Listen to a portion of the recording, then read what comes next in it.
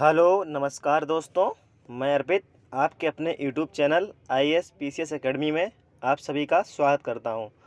आज हम फिर से लेकर आए हैं सीडीपी की श्रृंखला जो हमारी चल रही है, उसी क्रम में आज हम लोग आगे बढ़ते हैं। तो आइए आज का सेशन स्टार्ट करते हैं। पहला क्वेश्चन, शैशवा काल की अवधि है। शैशवा काल की अवधि है तो क्या है? जन्म से 2 वर्ष। जन्म से 2 वर्ष। नेक्स्ट, प्याजे के अनुसार 2 से 7 वर्ष 2 से 7 वर्ष के बीच का एक बच्चा संज्ञानात्मक विकास की किस अवस्था में, मतलब किस अवस्था में है? तो क्या हो जाएगा? पूर्व संक्रियात्मक अवस्था। कौन सी? पूर्व संक्रियात्मक अवस्था, जो कि 2 से 7 वर्ष है। और संवेदीगात्मक 0 से 2 वर्ष। 0 से 2 वर्ष। 0 से 2, 2 से 7, 7 से 12, फिर उसके आगे औपचारिक। नेक्स्ट, विकास डैश डैश से डैश डैश की ओर बढ़ता है, मतलब विकास कहाँ से कहाँ तक की ओर बढ़ता है? तो विकास सामान्य से विशिष्ट की ओर। कहाँ से? सामान्य से विशिष्ट की ओर बढ़ता है।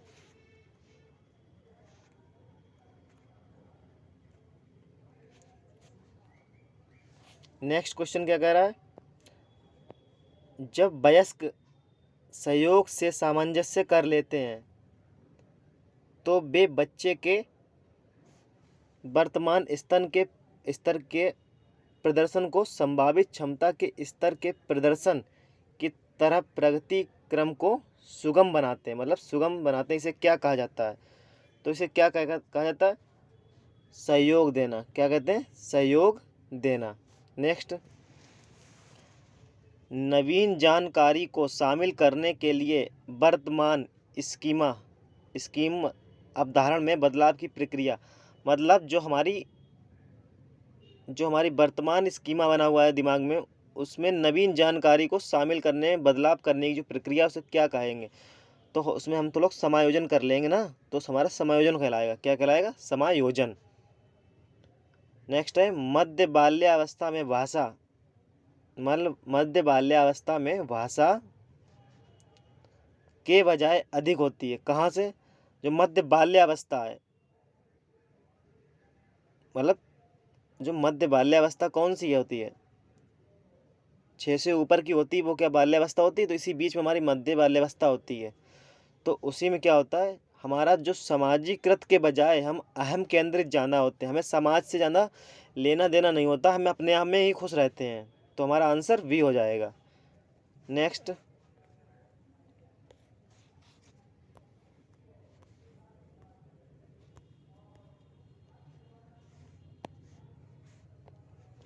बाल केंद्रित शिक्षा में शामिल है। क्या शामिल है? देखिए, बच्चों की हस्तपरक गतिविधियाँ, एक कोने में बैठना, गलत। प्रतिबंधित प्रवेश में अधिगम, बिल्कुल गलत। वे गतिविधियाँ जिनमें खेल शामिल नहीं होते, गलत। तो हमारा ऑप्शन ए हो जाएगा, बच्चों के लिए हस्तपरक गतिविधियाँ। ठीक है ना? हाथों हाथों वाली, मतलब पढ़ाई के साथ साथ खेल कूद, और बच्चे को कुछ ना कुछ सिखाया जाए जो अब आगे चलकर अपने दिन जीवन रोटी काट सके। जरूरी थोड़ी सबकी नौकरी ही लग जाती है। तो ऐसी भी शिक्षा की बात कही गई है हमारे एनसीएफ में। कक्षा अध्यापक ने राघव को अपनी कक्षा में अपने कीबोर्ड पर स्वयं द्वारा तैयार किया गया मधुर संगीत बजाते हुए देखा। कक्षा अध्यापक ने विचार किया राघव में, मतलब देखो संगीत बजा रहा है कंप्यूटर पे, तो इसमें कौन सी बुद्धि हो जाएगी? संगीतमय। कौन सी? संगीतमय। भाषाई जो हमारी कवियों में होती है, स्थानिक पायलट में। नेक्स्ट क्वेश्चन, जब एक शिक्षक यह समझता है कि स्वाभाविक रूप से लड़के गणित में लड़कियों से अच्छे हैं, लड़के लड़कियों से अच्छे, तो यह दर्शाता है, मतलब एक तरीका से रूढ़िवादी सोची, भाई लड़कियां क्यों, लड़कियां के मैथ में अच्छी होने सकती, बिल्कुल हो सकती हैं। तो ऐसा है ये हमारा क्या हो जाएगा? लिंग पक्षपाती। टीचर क्या दर्शा रहा है? लिंग पक्षपाती कर रहा है ना, मतलब लड़कों को होशियार समझ रहा है मैथ में, लड़कियों को कमज़ोर। नेक्स्ट, समावेशी शिक्षा मानती है कि हमें को के अनुरूप बदलना है, मतलब हमें व्यवस्था को बच्चे के अनुरूप बदलनी है। तो ऑप्शन बी, जो हमारी व्यवस्था है उसको बच्चे के अनुकूल ढालनी है हमें।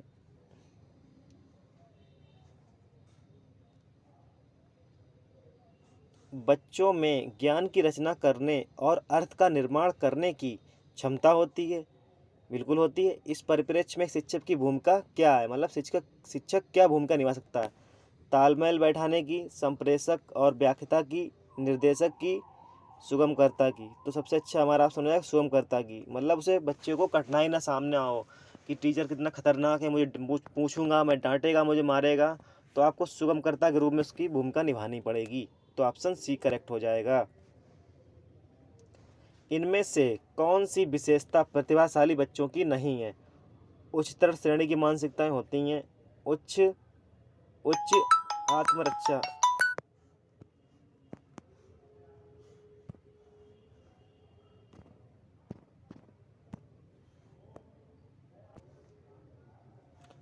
इनमें से कौन सी विशेषता प्रतिभाशाली बच्चों की नहीं है? उच्च आत्म क्षमता, निम्न औषधीय मानसिक क्रियाएं, अंतर्दृष्टि पूरक समस्याओं का समाधान।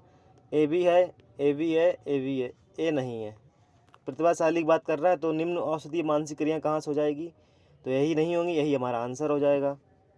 नेक्स्ट, कोहल वर्ग के सिद्धांत के पूर्व परंपरागत स्तर के अनुसार कोई नैतिक निर्णय लेते समय एक व्यक्ति निम्नलिखित में से किस तरह प्रवृत्त होगा? कौन सा कह रहा है? पूर्व परंपरागत व्यक्तिगत आवश्यकताएं तथा इच्छाएं, व्यक्तिगत मूल्य, पारिवारिक अपेक्षाएं या अंतर्निहित संभावित दंड। तो हमारा ऑप्शन ए हो जाएगा। मैंने पढ़ाया था, आपने पढ़ा होगा दंड एवं आज्ञा पालन। तो वो कौन सी होती है? पूर्व परंपरागत स्तर। नेक्स्ट, शिक्षार्थियों की वैयक्तिक विभिन्नताओं के संदर्भ में शिक्षक को चाहिए, क्या चाहिए शिक्षक को? देखिए,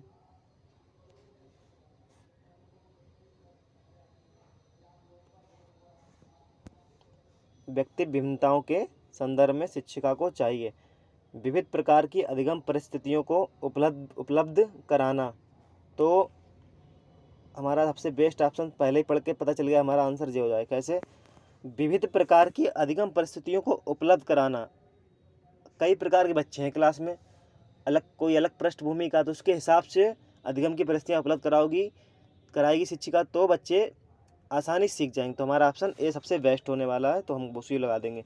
एल्गोरिथम पढ़ानी नहीं है प्राइमरी में, निगमनात्मक नहीं, उदाहरणात्मक पढ़ाना है हमको, बच्चों को उदाहरण के तौर पे तथ्य उपलब्ध करवाना, ये भी बच्चा नहीं। तो हमारा ऑप्शन ए सबसे बढ़िया है।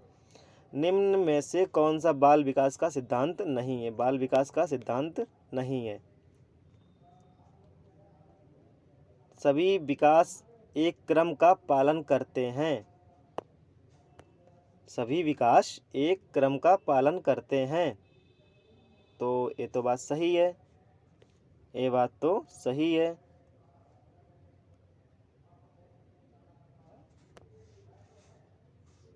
सभी विकास एक क्रम का पालन करते हैं। विकास के सभी क्षेत्र महत्वपूर्ण हैं। सभी विकास परिपक्व तथा अनुभव की अंतः क्रिया का परिणाम होते हैं। बिल्कुल बात। सभी विकास तथा अधिगम एक समान गति से आगे बढ़ते हैं। बिल्कुल गलत। समान गति से बिल्कुल नहीं बढ़ेंगे भाई, कोई ऊपर नीचे। एक समान गति से कैसे बढ़ जाएंगे? विकास, सबका विकास अलग अलग होता है, लेकिन क्रम एक निश्चित होता है। तो हमारा ये सारे ऑप्शन सही हैं और ये हमारा गलत है, और जो गलत है वही हमारा आंसर है। निम्नलिखित में से कौन सा आकलन का सर्वाधिक उपयुक्त तरीका है? आकलन का सबसे उपयुक्त तरीका, आकलन सत्र की समाप्ति पर करना चाहिए। आकलन शिक्षण अधिगम में अंतर्निहित प्रक्रिया है। आकलन एक शैक्षणिक सत्र में 2 बार करना चाहिए, शुरू और अंत में। आकलन शिक्षक के द्वारा नहीं बल्कि किसी बिल्कुल बाह्य एजेंसी से करोगे तो बच्चा डरेगा, भय हो जाता दूसरे टीचरों के सामने। सत्र की समाप्ति करोगे तो मतलब उस पर बोझ बन जाएगा एकदम। तो बी ऑप्शन देखिए, आकलन शिक्षण अधिगम में अंतर्निहित प्रक्रिया। बिल्कुल, जैसे हम शिक्षण करा रहे हैं उसके अंत में जो पेपर मतलब पार्ट खत्म हो जाता है, तो हम उससे क्वेश्चन कर सकते हैं बच्चे से, बच्चे ने कितना सीखा। तो हमारा ऑप्शन बी हो जाएगा। निम्न में से सृजनात्मकता से संबंधित है, सृजनात्मकता से संबंधित है। तो सृजनात्मकता से संबंधित है तो अपसारी चिंतन। कौन सा? अपसारी चिंतन। अपसारी चिंतन क्या होता है? मान ली बीच में है, इधर भी दिमाग चल रहा है, इधर भी दिमाग चल रहा है, मतलब एक से एक क्रिएटिविटी सोच रहा है, तो अपसारी चिंतन हो जाएगा। निम्न बच्चों के बारे में निम्नलिखित में कथनों में से किस कथन से वाइगोत्स्की सहमत होते हैं? बच्चों के किस कथन से वाइगोत्स्की सहमत होते हैं? देखिए, देखते हैं। बच्चों के किस कथन से वाइगोत्स्की सहमत होते हैं?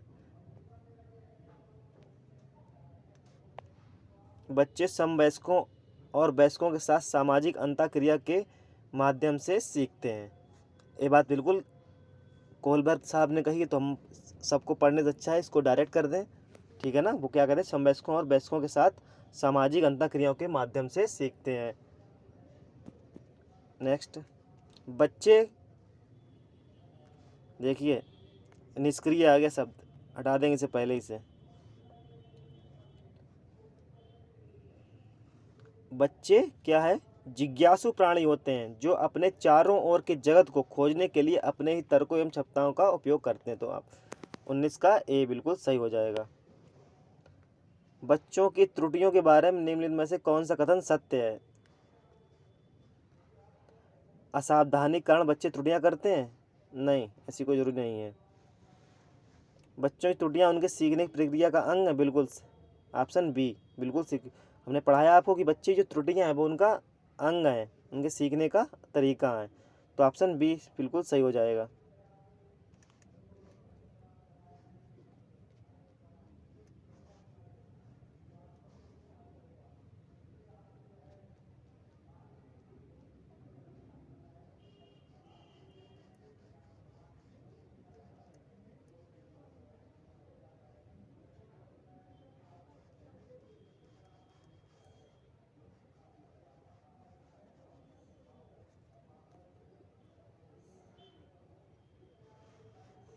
अध्यापक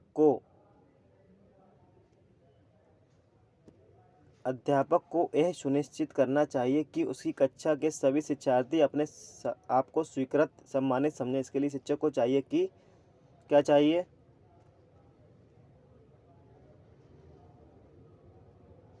उन विद्यार्थियों का पता लगाए जो अंग्रेजी बोल सकते हैं, गलत।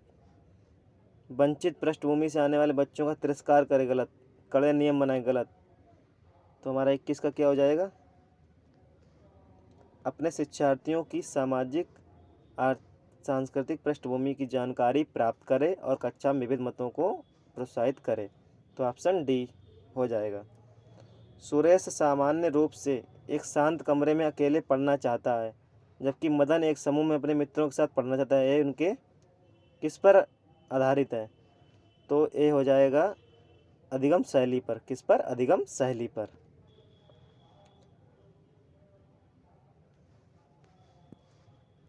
भारत में भाषिक विभिन्नता बहुत है। इस संदर्भ में विशेषकर कक्षा 1-2 के प्राथमिक स्तर पर बहुभाषिक कक्षाओं के बारे में सर्वथा उपयुक्त कथन क्या है?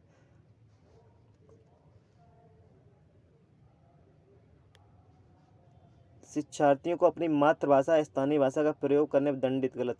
विद्यालय में उन्हीं बच्चों को प्रवेश दिया जाए जिनकी मातृभाषा वही हो जो शिक्षा के लिए अपनाई, गलत। शिक्षकों को सभी भाषाओं का सम्मान करना चाहिए और सभी भाषाओं में अभिव्यक्ति के लिए बच्चों को प्रोत्साहित करना चाहिए। प्रकृति पोषण विवाद में प्रकृति से अभिप्राय है, प्रकृति से अभिप्राय है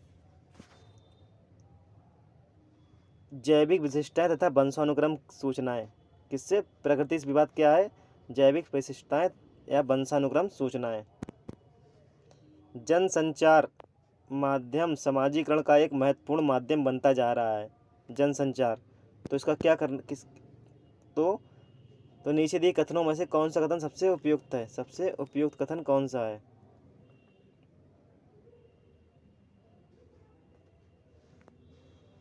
जनसंचार माध्यमों की पहुंच बढ़ रही है और जनसंचार माध्यम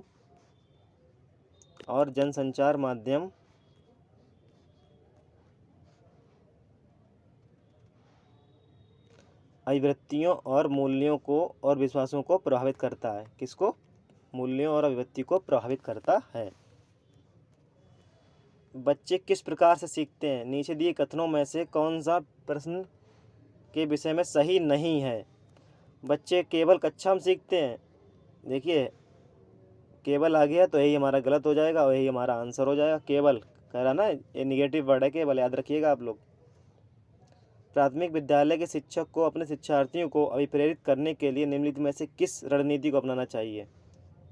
किस रणनीति को अपनाना चाहिए?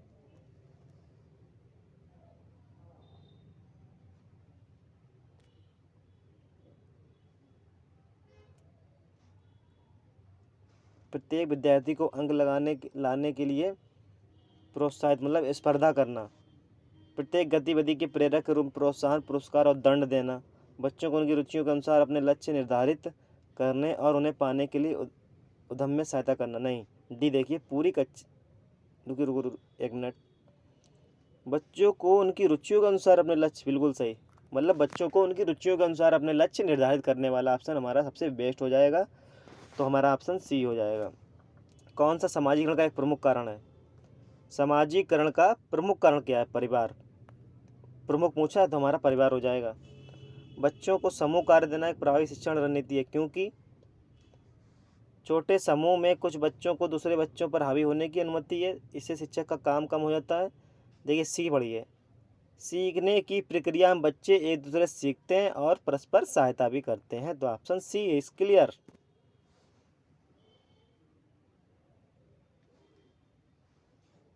एक औसत बुद्धि वाला बच्चा यदि भाषा को पढ़ने एवं समझने में क्या कर, पढ़ने में कह रहा है ना संकेत, तो यह संकेत देता है कि बच्चा किससे ग्रसित है? डिसलेक्सिया, मतलब पठन विकार से। तो आज 30 क्वेश्चन हो गए, और बताइएगा क्लास कैसी लगी है। एक तरीका का सुपरफास्ट रिवीजन था आपका। तो आप लोग पढ़ते रहिए, ऐसे ही सपोर्ट करते रहिए और हमारे चैनल को शेयर करते रहिए। जय हिंद।